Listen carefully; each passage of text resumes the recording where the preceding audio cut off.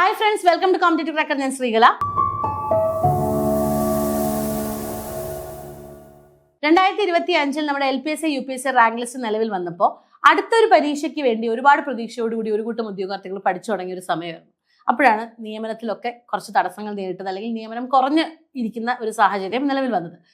പഠിച്ചുകൊണ്ടിരിക്കുന്ന ഉദ്യോഗാർത്ഥികളെ സംബന്ധിച്ചിടത്തോളം പലപ്പോഴും അതൊരു ഡീമോട്ടിവേറ്റിംഗ് ഫാക്ടറായിരുന്നു. ഒരുപാട് പേര് നമ്മുടെ ചുറ്റിൽ നിന്ന് തന്നെ ചോദിക്കുന്നുണ്ട്, LPSC UPSC ഒക്കെ ഇനി പഠിച്ചിട്ട് കാര്യമുണ്ടോ എന്നൊക്കെ ചോദിക്കുന്ന ഒരു സാഹചര്യം നിലനിൽക്കുന്ന ഒരു സമയമാണ്.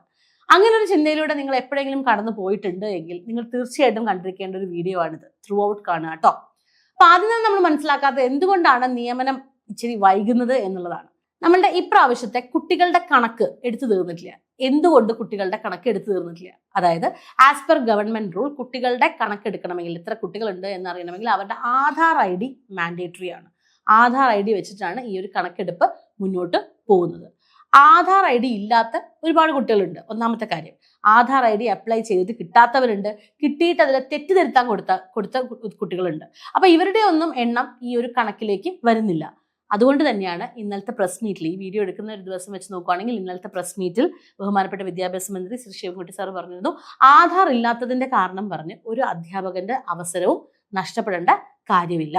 അതായത് കുട്ടികൾക്ക് ആധാർ ഇല്ലെങ്കിലും 2025 ജൂലൈ 14 നമ്മൾ ആധാർ അപ്ലൈ ചെയ്തിട്ടുണ്ട് എങ്കിൽ, കുട്ടികളുടെ ആധാർ അപ്ലൈ ചെയ്തിട്ടുണ്ടെങ്കിൽ അവരെയും കൂടി ഈ കണക്കിൽ പെടുത്താം.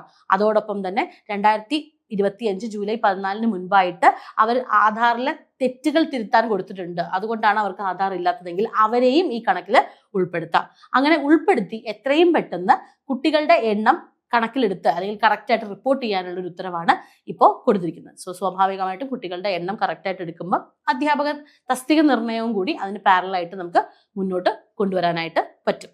അപ്പം തീർച്ചയായിട്ടും തസ്തിക നിർണ്ണയം നടന്നു കഴിഞ്ഞാൽ നമ്മുടെ നിയമനവും നടക്കും. ഇനി ഇതിലെല്ലാത്തിനുപരി മറ്റൊരു കാര്യം ഞാൻ ചോദിച്ചോളട്ടെ, നമ്മൾ പഠിക്കുന്നത് ഇപ്പോൾ LPSC UPSC പഠിക്കുന്നത് ഏത് റാങ്ക് ലിസ്റ്റിലേക്ക് വേണ്ടിയിട്ടാണ്? ഇപ്പൊ നടക്കുന്ന റാങ്ക് ലിസ്റ്റിലേക്ക് വേണ്ടിയിട്ടാണോ? അല്ല, 2028 നിലവിൽ വരാൻ പോകുന്ന റാങ്ക് ലിസ്റ്റിലേക്ക് വേണ്ടിയാണ്. അതായത് 2026 ഫെബ്രുവരിയാണ്. ഇനി 2 കൊല്ലത്തിന് ശേഷം നിലവിൽ വരാൻ പോകുന്ന റാങ്ക് ലിസ്റ്റിലേക്ക് വേണ്ടിയാണ് നമ്മളിപ്പോൾ തയ്യാറെടുക്കുന്നത്. അന്നും ഇതേ പ്രശ്നങ്ങളുണ്ട് എന്നൊരു വിശ്വാസത്തിലാണ് നമ്മൾ മുന്നോട്ട് പോകുന്നത്? ഒരിക്കലുമല്ല. നിയമനങ്ങളിൽ ഏറ്റക്കുറച്ചിലുകൾ തീർച്ചയായിട്ടും ഉണ്ടാവും. അതിലൊരു ചെറിയ ഡൗൺഫോൾ വന്നിക്കുന്ന സമയമാണ് ഇതെങ്കിൽ അതും കൂടി ചേർത്ത് അടുത്ത ഒരു ഘട്ടത്തിൽ നല്ല രീതിയിലുള്ള നിയമനങ്ങൾ നമുക്കവിടെ നടക്കുന്ന സാധ്യത തന്നെയാണ് മുന്നോട്ടുള്ളത്. അതായത് ഈ ജൂണോട് കൂടി തന്നെ ഈ ഒരു നിയമനത്തിലുള്ള തടസ്സങ്ങളെല്ലാം മാറി നല്ല രീതിയിൽ നിയമനം മുന്നോട്ട് പോകും എന്ന് തന്നെയാണ് നമുക്ക് മനസ്സിലാക്കാൻ സാധിക്കുന്നത്. സോ എനിക്ക് നിങ്ങളോട് എല്ലാവരോടും പറയാനുള്ളത് മറ്റൊന്നുമല്ല, നിങ്ങൾ എല്ലാവരും പഠിക്കുന്ന ഈ ഒരു റാങ്ക് ലിസ്റ്റിലേക്ക് വേണ്ടിയിട്ടല്ല, 2028 നിലവിൽ വരാൻ പോകുന്ന റാങ്ക് ലിസ്റ്റിലേക്ക് വേണ്ടിയാണ്. അതുകൊണ്ട് തന്നെ പ്രതീക്ഷയോടുകൂടി ശുഭാപ്തി വിശ്വാസത്തോടുകൂടി തന്നെ പഠിച്ച് മുന്നോട്ട് പോവുക. കോവിഡ് എന്നൊരു പേമാരി വന്നപ്പോഴത്തേനും നമ്മൾക്കറിയാം കേരളത്തിൽ 2 ഇൻഡസ്ട്രിയാണ് കേരളത്തിൽ എന്നല്ല ലോകത്തിൽ എല്ലായിടത്തും 2 ഇൻഡസ്ട്രി തന്നെയാണ് മുന്നിൽ നിന്നിട്ടുള്ളത്. ഒന്ന് എന്ത് തന്നെയാണ്? നമ്മളുടെ ഹെൽത്ത് ആണ്, 2 എഡ്യൂക്കേഷൻ ആണ്. ഒരിക്കലും ഈ 2 മേഖലയ്ക്കും ഒരു കോട്ടവും വരില്ല. അതുകൊണ്ട് തന്നെ അധ്യാപകർക്കും ഒരിക്കലും ഒരു തടസ്സം വരില്ല.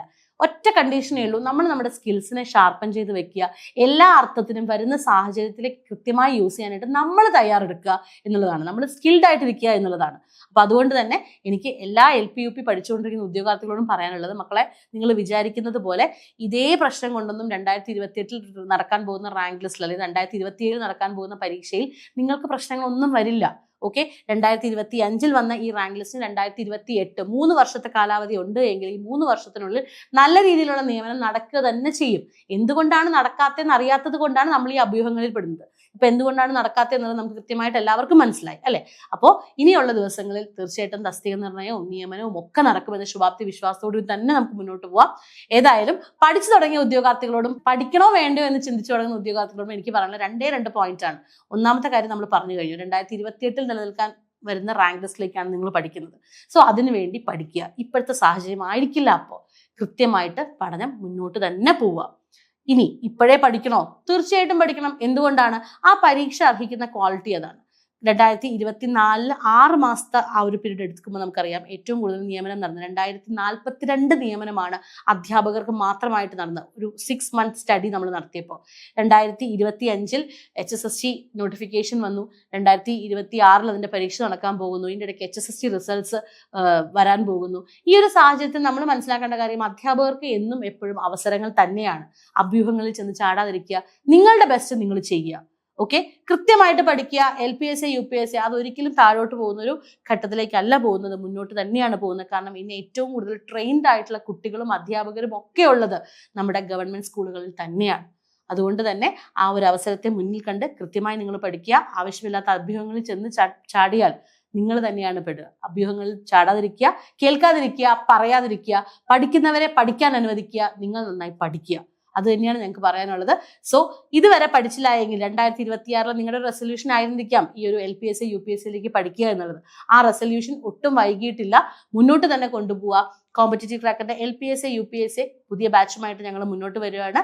ഈ ബാച്ചിന് പ്രത്യേകിച്ച് പറയണ്ടല്ലോ, കഴിഞ്ഞ 2 വർഷക്കാലം അല്ലെങ്കിൽ കഴിഞ്ഞ 2 പ്രാവശ്യത്തെ LPUP പരീക്ഷകളിൽ ആദ്യ റാങ്കുകൾ, 1ാം റാങ്ക് മുതലുള്ള ആദ്യ റാങ്കുകളിൽ CC ഒരു സ്ഥിരം സാന്നിധ്യമാണ്. കേരളത്തിലെ ഏറ്റവും കൂടുതൽ ഉദ്യോഗാർത്ഥികളെ LPUP കേറ്ററ്റ് എക്സാംസിൽ കൈപിടിച്ച് ഉയർത്തിക്കൊണ്ട് വന്നിട്ടുള്ള സ്ഥാപനം തന്നെയാണ് CC. 2026 വരാൻ പോകുന്ന ഈ മെഗാ വിജ്ഞാനത്തിലും CC വളരെ കോൺഫിഡന്റ് ആയിട്ട് തന്നെയാണ് മുന്നോട്ട് പോകുന്നത്. കേരളത്തിലെ ഏറ്റവും മികച്ച അധ്യാപകരെ അണിനിർത്തിക്കൊണ്ടിട്ടുള്ള നമ്മുടെ LPSA UPSA 2026 ബാച്ച് ഞങ്ങൾ സ്റ്റാർട്ട് ചെയ്തിട്ടുണ്ട്. മക്കളെ ഇങ്ങോട്ട് പോന്നോളാം, നെഗറ്റീവ്സിലേക്ക് ചെവി കൊടുക്കാതിരിക്കുക. നെഗറ്റീവ്സ് പറയുന്നവർ പറയും, നിങ്ങൾ കേൾക്കാതിരിക്കുക, മുന്നോട്ട് പഠിക്കുക. ഒരിക്കലും ഈ പഠിച്ചത് വെറുതെ ആവില്ല, അതൊരു ഫാക്റ്റാണ്. നന്നായിട്ട് തന്നെ പഠിക്കുക. LDC വിജ്ഞാപനം വരാൻ പോകുന്നു, അങ്ങനെ ഒരുപാട് അവസരങ്ങളാണ് നമ്മുടെ മുന്നിലേക്കുള്ളത്.